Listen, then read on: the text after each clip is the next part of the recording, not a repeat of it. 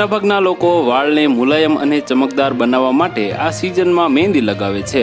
તેનાથી વાળ સિલ્કી તો બને જ છે, સાથે સાથે તેને કુદરતી રંગ પણ મળે છે। લોકો સદીઓથી વાળની સંભાળ માટે મહેંદીનો ઉપયોગ કરતા આવ્યા છે।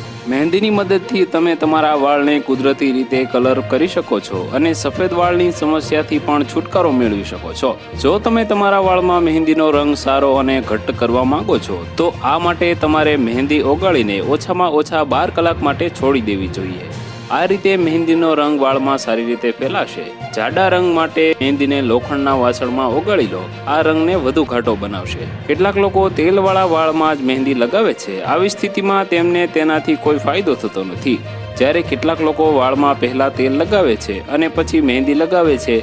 આવી સ્થિતિમાં વાળ પર મહેંદીની અસર ઘણી ઓછી થાય છે। તો વધુ માહિતી મેળવવા માટે ચેનલ સાથે જોડાયેલા રહો। વિડીયો પસંદ આવે તો લાઈક કરી દેજો, ચેનલમાં નવા છો તો સબસ્ક્રાઇબ કરી દેજો।